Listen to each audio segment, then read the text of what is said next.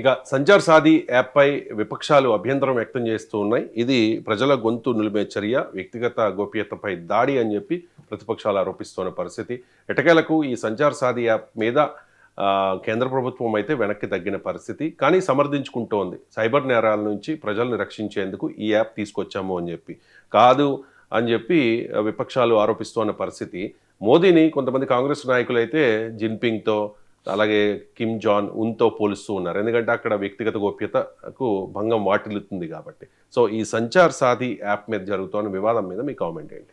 Yes అండి, ఇప్పుడు మోడీని, భారత ప్రధాని మోడీని ఉత్తర కొరియా అధ్యక్షుడు కిమ్ జాంగ్ ఉన్, రష్యా అధ్యక్షుడు పుతిన్తోనూ, అదేవిధంగా చైనా అధ్యక్షుడు జీ జిన్పింగ్తోనూ పోలుస్తున్నారు. ఎందుకంటే అవి డిక్టేటర్షిప్లు ఉన్న రాజ్యాలన్నమాట, ప్రజాస్వామ్య దేశాలు కాదు. అక్కడ వ్యక్తులకి, సిటిజన్స్కి, ఆ పౌరులకి వ్యక్తిగత స్వేచ్ఛ ఉండదు.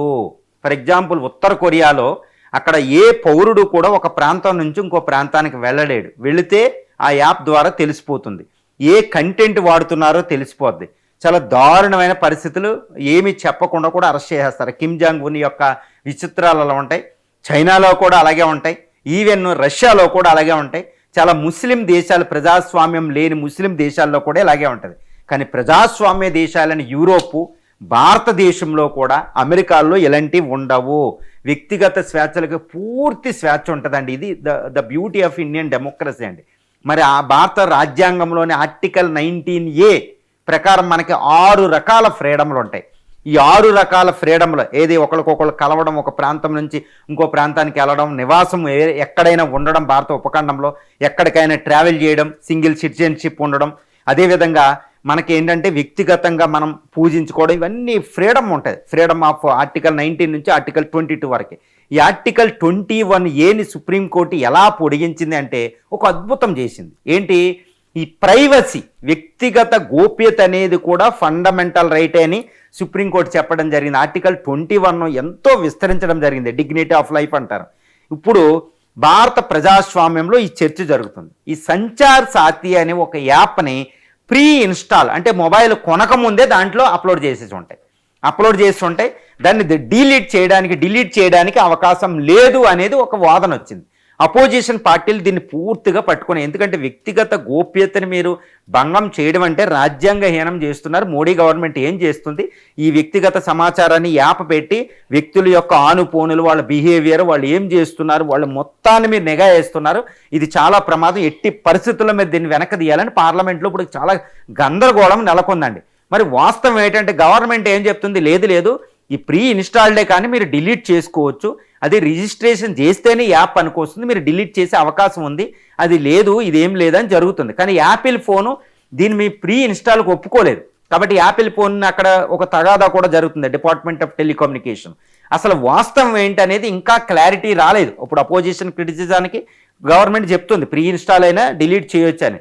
కానీ ఇక్కడ ఒక విషయాన్ని గుర్తుపెట్టుకోవాలి. ఇప్పుడు ఈవెన్ శశి థరూర్ గారు కూడా ఈ మధ్యన బీజేపీ తరఫున మాట్లాడుతూ ఉన్నారు. ఆయన కూడా మాట్లాడారు, ఈ సంచార్ సాథి అనే ఒక యాప్ని నేను ఒప్పుకోను, privacy is the heart of Indian democracy అని శశి థరూర్ గారు కూడా మాట్లాడడం జరిగింది. ఇక్కడ ఒక విషయం నేనైతే చెప్పదలసిన అదేంటంటే, ఈ సంచార్ సాథి మీద చిన్న డౌట్ కూడా ప్రజలకు ఉండకూడదు.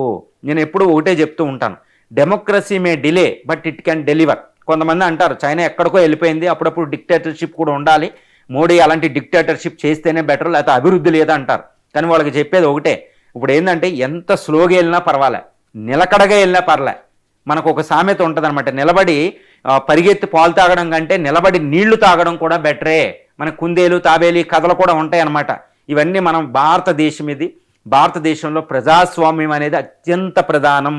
ఆర్థిక అభివృద్ధి కంటే, ఎంతో భద్రతల కంటే ప్రజాస్వామ్యాన్ని రక్షించుకుంటూనే ఇవి చెయ్యాలి.